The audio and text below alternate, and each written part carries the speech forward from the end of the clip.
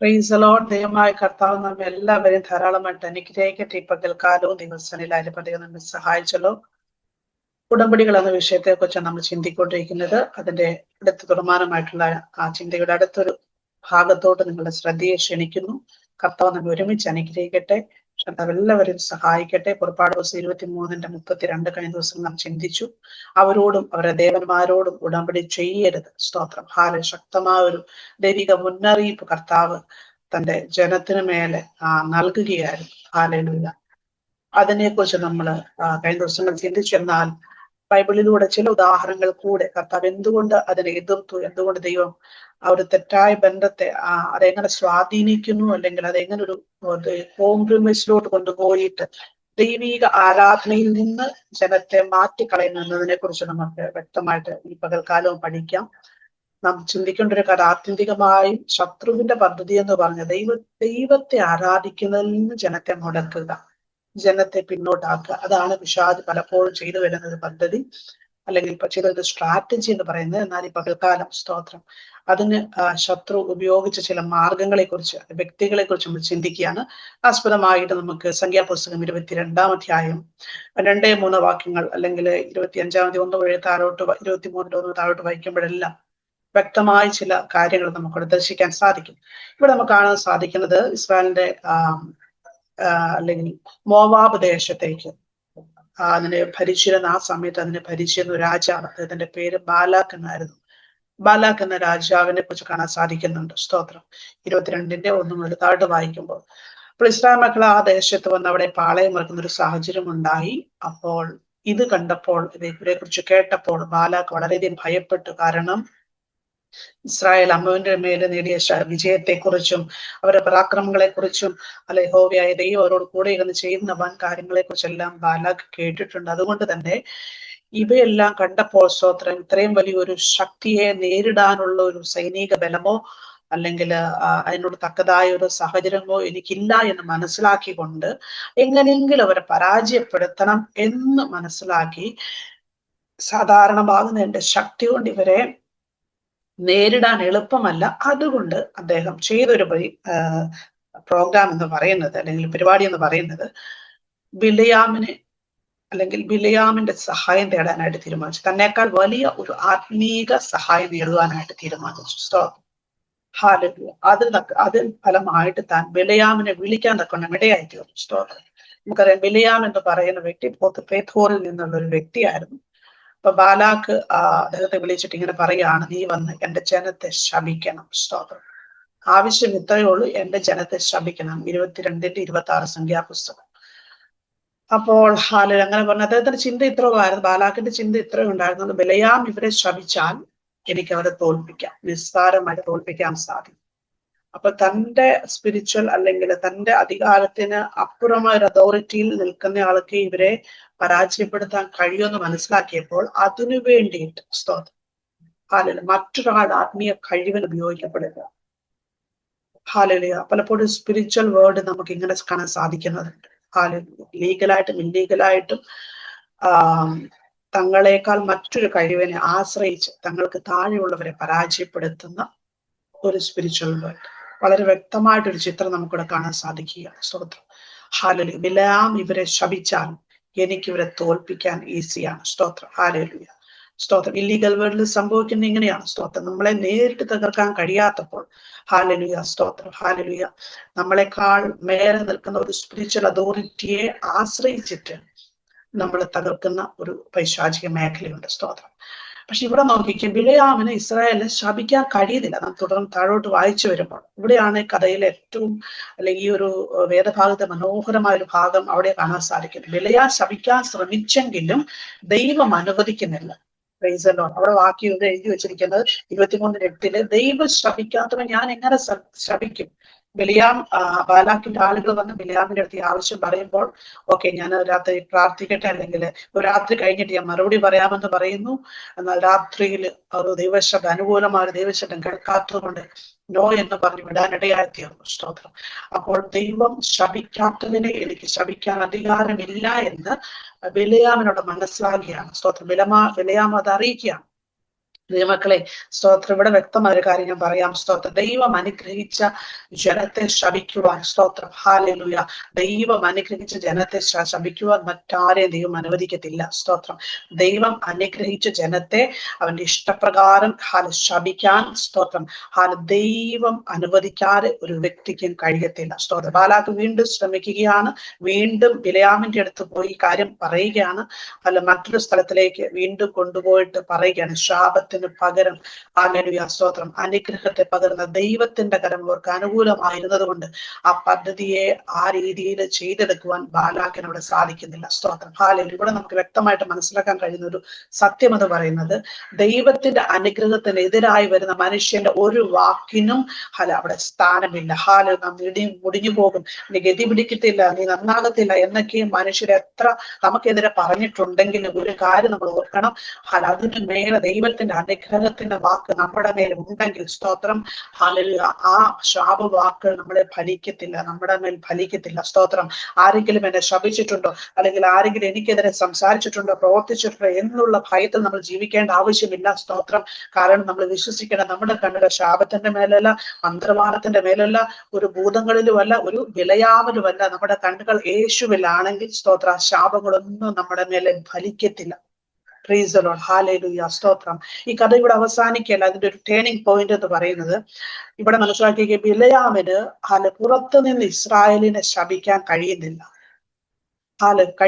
ബിലെയാമിന്റെ ആലോചന പ്രകാരം ഇസ്രായേൽ മക്കൾക്ക് യഹോവയോട് ദ്രോഹം ചെയ്യുവാൻ സാധിക്കാതെ വന്നപ്പോൾ, സ്തോത്രം, അല്ലെങ്കിൽ ശാപം മൂലം അവരെ പരാജയപ്പെടുത്താൻ കഴിയാതെ വന്നപ്പോൾ അവിടെ വേറൊരു പദ്ധതി അവിടെ ശത്രു നടപ്പാക്കുകയാണ്. വെളിപ്പാട് പുസ്തകത്തിൽ 2-ാം അധ്യായം 14-ാമത്തെ വാക്യത്തിൽ പെർഗമോ സഭയോടെ ബന്ധത്തിൽ ദൂതൻ എഴുതുന്ന ദൂത എന്ന് പറഞ്ഞ് പരിശുദ്ധാത്മാവ് ആ കാര്യോട് വെളിപ്പെടുത്തുന്നുണ്ട്. ആ സഭയുടെ ഒരു കുറ്റമായിട്ട് അവിടെ പറയുകയാണ്. സ്തോത്രം, ബിലെയാം ബാലാക്കിനെ പഠിപ്പിച്ചു കൊടുത്തു. അവൻ ഇസ്രായേൽ മക്കളുടെ മുമ്പിൽ ഇടർച്ച വെക്കേണ്ടതിന്, അവരെ നേരിട്ട് ശപിക്കാൻ കഴിയാത്തത് കൊണ്ട് വിഗ്രഹാർപ്പിത വസ്തുക്കളിൽ അവരെ പങ്കാളികളാക്കാനും അതുപോലെ വ്യഭിചാര കർമ്മങ്ങളിലോട്ട് അവരെ തിരിക്കാൻ തക്കവണ്ണം ഒരു ആലോചന ബിലെയാമിലൂടെ ബാലാക്കിനോട് ലഭിക്കുകയാണ്. സ്തോത്രം, ഹല്ലേലൂയ. വെളിപ്പാട് പുസ്തകം 2:14 നിങ്ങളെടുത്ത് വായിക്കണമേ, അത് വ്യക്തമായിട്ട് എഴുതിയിട്ടുണ്ട്. സ്തോത്രം, ഇവിടെയാണ് ഇതിന്റെ ഏറ്റവും ഗൗരവമായിട്ടുള്ള ഒരു ലെസൺ നമ്മൾ പഠിക്കേണ്ടത്. സ്തോത്രം, ഹല്ലേലൂയ. ഈ ഒരു ആലോചന കിട്ടിയപ്പോൾ അവിടെ മുതൽ 25-ാം അധ്യായം സംഖ്യാപുസ്തകം 25-ന്റെ താഴത്ത് വായിച്ചു വരുമ്പോൾ നോക്കിക്കേ, അത് കാര്യങ്ങൾ അവിടെ തകിടം മറിയുക. സ്തോത്രം, ഇസ്രായേൽ മക്കൾ മോവാബ്യ സ്ത്രീകളുമായിട്ട് ബന്ധപ്പെടുന്നു. അവിടെ നിന്ന് അവർ അവരുടെ ദേവന്മാരുടെ ബലികളിലോട്ട് ക്ഷണിക്കപ്പെടുന്നു. സ്തോത്രം, അവരതിൽ പങ്കെടുക്കുന്നു, അവരുടെ ദേവന്മാരെ നമസ്കരിക്കുന്നു. അങ്ങനെ ഇസ്രായേൽ മക്കൾ ബാൽ പെയോറിനോട് ചേർന്നു. ദൈവത്തിന്റെ കോപം ഇസ്രായേൽ മക്കൾക്കെതിരെ ജ്വലിച്ചു എന്ന് അവിടെ വചനത്തിൽ എഴുതി വെച്ചിരിക്കുക. സ്തോത്രം, ഒന്നാമത്തെ കാര്യം അവർ ബന്ധം സ്ഥാപിക്കുന്നു. രണ്ടാമത്തെ കാര്യം അവര് ക്ഷണിക്കപ്പെടുകയാണ്. സ്തോത്രം, മൂന്നാമത്തെ കാര്യം അവർ പങ്കാളിത്തമുള്ളവരായി തീരുകയാണ്. നാലാമത്തെ കാര്യം വിഗ്രഹാരാധനയിലോട്ട്, തെറ്റായ ആത്മീയ ബന്ധത്തിലോട്ട് അവർ വീഴുകയാണ്. ദൈവമക്കളെ, ബന്ധങ്ങളൊക്കെ ഓക്കെയാ, ക്ഷണങ്ങളൊക്കെ ഓക്കെയാ, പക്ഷെ എല്ലാം വിവേചിച്ച് മാത്രമേ നമ്മൾ ഹാലയിൽ കാലെടുത്ത് വെക്കാവുള്ളൂ. നമുക്ക് മുമ്പിൽ വരുന്ന ബന്ധങ്ങൾ, നമുക്ക് മുമ്പിൽ വരുന്ന ഇൻവിറ്റേഷൻസ്, നമുക്ക് മുമ്പിൽ വരുന്ന ഫെലോഷിപ്സ് എല്ലാം നമ്മൾ വളരെ വിവേചിച്ച് മാത്രമേ ദൈവസേന കാര്യങ്ങളെ തീരുമാനിക്കാൻ പാടുള്ളൂ. പല ബന്ധങ്ങളും അല്ലെങ്കിൽ നമ്മളെ കുരുക്കിലാക്കുന്ന ബന്ധങ്ങളുണ്ട്. കഴിഞ്ഞ ദിവസം നമ്മൾ കേട്ടതുപോലെ ആത്മീയ കെണികളിലാക്കുന്ന ബന്ധങ്ങളുണ്ട്. അല്ലെങ്കിൽ പല ക്ഷണങ്ങളും പല ഇൻവിറ്റേഷൻസും ദൈവ പദ്ധതിയുടെ ഭാഗമാണോ എന്ന് നാം ചിന്തിക്കണം. സ്തോത്രം, അപ്പോൾ തന്നെ പല ഫെലോഷിപ്പ് നമ്മളായിരിക്കുന്ന പല ഫെലോഷിപ്പും ദൈവിക പദ്ധതി, ദൈവിക ട്രാക്കിലുള്ളതാണോ എന്ന് നാം വളരെ ദൈവസേന പ്രാർത്ഥിക്കുകയും അത് ഡിസൈൻ ചെയ്യേണ്ട ആവശ്യമുണ്ട്. സ്തോത്രം, ഇവിടെ നോക്കിക്കാൻ ദൈവം ഈ ഒരു കവണന്റ്, ഇവർ ചെയ്തൊരു കവണന്റിനെ, അവർ അൺഫെയ്ത്ത്ഫുൾനെസ്സിനെ ദൈവം കണ്ടപ്പോൾ, സ്തോത്രം, മറ്റൊരു ആരാധന പങ്കെടുത്തപ്പോൾ അതൊരിക്കലും ഒരു ചെറിയ മിസ്റ്റേക്ക് അല്ല. ദൈവത്തിന്റെ കോപം ഇസ്രായേൽ മക്കളുടെ നേരെ ജ്വലിച്ചു. സംഖ്യാപുസ്തകം 25:3 അവിടെ എങ്ങനെയാ കാണുന്നത്? സ്തോത്രം, ഹല്ലേലൂയ. ദൈവം അവരോട് കോപിക്കാൻ തക്കവണ്ണം ഇടയായിത്തീർന്നു. സ്തോത്രം, ഒരു വലിയ സ്പിരിച്വൽ പ്രിൻസിപ്പിൾ ഞാനിവിടെ പറയാൻ ആഗ്രഹിക്കുകയാണ്. ബാലാക്കിന്റെ ബിലെയാമിന്റെ സംഭവത്തോടുള്ള ബന്ധത്തില് പലപ്പോഴും ശത്രു പുറത്തു നിന്നൊരു വാതിൽ തുറക്കാൻ കഴിയാതെ കഴിയാത്തപ്പോൾ അകത്തുനിന്നുള്ള കോംപ്രമൈസ് ഉണ്ടാക്കാൻ ശത്രു നമ്മുടെ ഉള്ളത്തിൽ ഇടപെടാൻ സാധ്യതയുണ്ട്. ഒന്നുകൂടെ പറയാം, പുറത്തുനിന്ന് ശത്രുവിന് നമ്മെ ആക്രമിക്കാൻ കഴിയാതെ വരുമ്പോൾ അകത്തുനിന്ന് തന്നെ പല കോംപ്രമൈസുകളിലൂടെ, കോംപ്രമൈസിങ് ഡോർസിലൂടെ പിശാച് നമ്മളെ ആക്രമിക്കാൻ സാധ്യതയുണ്ട്. അതുകൊണ്ട് നമ്മുടെ ഭയം നമ്മുടെ ഭയം മറ്റുള്ള അല്ലെങ്കിൽ ശാപങ്ങളോ അല്ലെങ്കിൽ അങ്ങനെയുള്ള കാര്യങ്ങളിലോ നാം ഭയപ്പെട്ടിരിക്കാതെ ദൈവവചനത്തോട് നാം വിശ്വസ്തരായിരിക്കാൻ ദൈവത്തിന്റെ ആത്മാവ് നമ്മൾ ഓർപ്പിക്കുക. യേശുവിനോടുള്ള വിശ്വസ്തത, യേശുവിനോടുള്ള ആരാധനയുള്ള വിശ്വസ്തത, യേശുവിനോടുള്ള സ്നേഹത്തിലുള്ള വിശ്വസ്തത നമ്മെ സംബന്ധിച്ച് ഏറ്റവും ഏറ്റവും അത്യന്താപേക്ഷിതമായ ഒരു കാര്യമാണ്. സ്തോത്രം. ഒരു ഈവിൾ കവനന്റ് ആരെയും നശിപ്പിക്കണമെന്ന് ദൈവം ആഗ്രഹിക്കുന്നില്ല.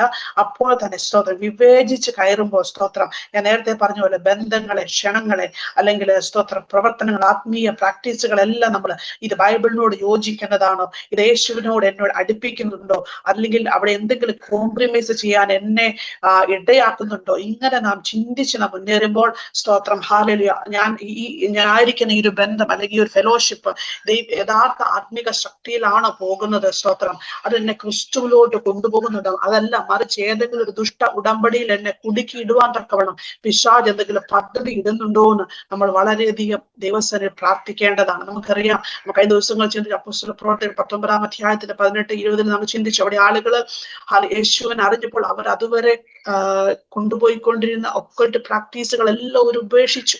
അവരെല്ലാ പുസ്തകങ്ങളെല്ലാം അവർ കത്തിച്ചു കളയാൻ ഇടയായി തീർന്നു. പിന്നീട് പഴയ ഭയത്തിൽ അവർ ജീവിച്ചില്ല. യേശുവിലോട്ട് അവർ പുതിയ ആ ഉടമ്പടിയിലോട്ട് അവർ വരുവാൻ തക്കവണ്ണം ഇടയായി തീർന്നു. ഈ പകൽക്കാലം സ്തോത്രം ഹല്ലേലൂയ, നമ്മളുടെ വിശ്വാസം ബെല്യാമിലല്ല, അല്ലെങ്കിൽ ബാലാക്കിലല്ല, സ്തോത്രം ബാൽ പെയോറിലുമല്ല, ഇരുട്ടിലുമല്ല, യേശുവിലാണ് നമ്മുടെ വിശ്വാസം. നമ്മുടെ വിശ്വാസം എവിടെയാ? യേശുവിലാണ്. നമ്മുടെ ആശ്രയം എവിടെയാ? യേശുവിലാണ്. സ്തോത്രം. ബാലാക്ക് ഇസ്രായേലിനെ ഭയപ്പെട്ടു. നമ്മെ ഭയപ്പെടുന്ന വലിയൊരു അന്ധകാര മണ്ഡലം നമ്മുടെ ചുറ്റുമുണ്ടെന്ന് നമ്മൾ തിരിച്ചറിയണം. ബാലാക്കിനെ പോലെ ആത്മീയ ജീവിതത്തെ അല്ലെങ്കിൽ നമ്മുടെ ക്രിസ്തീയ നടപ്പിനെ ഭയപ്പെടുന്നവർ നമുക്ക് ചുറ്റുമുണ്ട്. പ്രിയമക്കളെ, പ്രിയ ദൈവമക്കളെ, റബന ഹദര ഘടകസി ഹല്ലേലൂയ.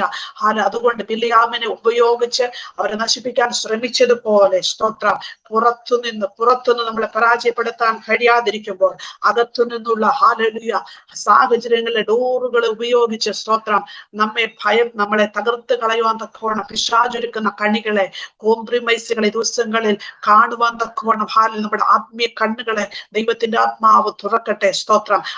ബിലിയാമിന്റെ ഉപദേശം വഴി അവിടെ കോംപ്രമൈസ് ഉണ്ടായിട്ടോ. ബിലിയാമിന്റെ ഉപദേശം വഴി ബാൽ പെയോരുമായിട്ടൊരു സഖ്യതയ്ക്ക് ഇസ്രായേൽ മക്കൾ നയിക്കപ്പെട്ടു. സ്തോത്രം.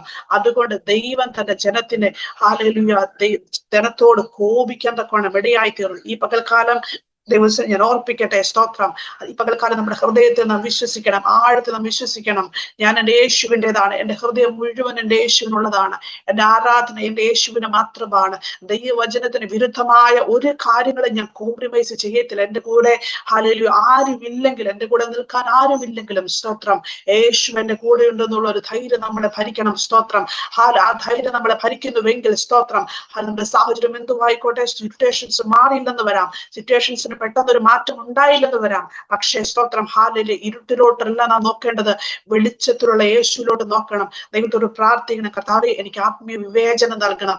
ഹല്ലേലൂയ പുതിയ ഉടമ്പടിയിൽ ജീവിക്കുവാൻ എനിക്ക് വേണ്ടി വില കൊടുത്ത കർത്താവ് തന്ന ആ ഉടമ്പടിയുടെ സന്തോഷത്തിൽ ജീവിക്കുവാൻ, ആ ഉടമ്പടിയുടെ സ്വാതന്ത്ര്യത്തിൽ ജീവിക്കുവാൻ തക്കോണം ദൈവത്തിന്റെ ആത്മാവിനെ സഹായിക്കണമെന്നൊരു പ്രാർത്ഥന ഇപ്പൊ കാലം നമ്മുടെ ഹൃദയത്തിന് ആഴത്തിൽ വരട്ടെ. സ്തോത്രം. ദിവസം നമ്മുടെ കണ്ണുകളെ അടയ്ക്കാൻ ഒരു നിമിഷം നമുക്ക് ദിവസം പ്രാർത്ഥിക്കാം.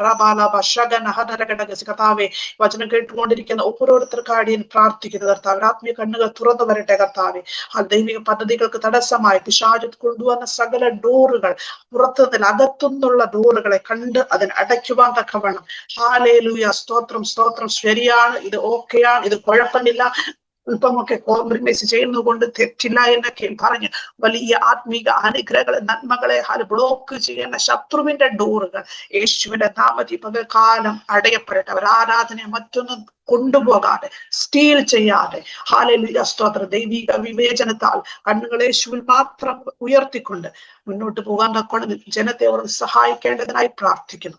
കർത്താവ് അത് ചെയ്തതിനായി സ്തോത്രം, യേശുവിൻ നാമത്തിൽ ആമേൻ. ഈ വചനങ്ങളാൽ ദൈവമായ കർത്താവ് നമ്മെ ഒരുമിച്ച് അനുഗ്രഹിക്കട്ടെ. God bless you. അടുത്ത വിഷയമായിട്ട്, ഇതിന്റെ പ്രധാനമായ വിഷയമായിട്ട് നമുക്ക് വീണ്ടും കാണാം. God bless you. Stay blessed.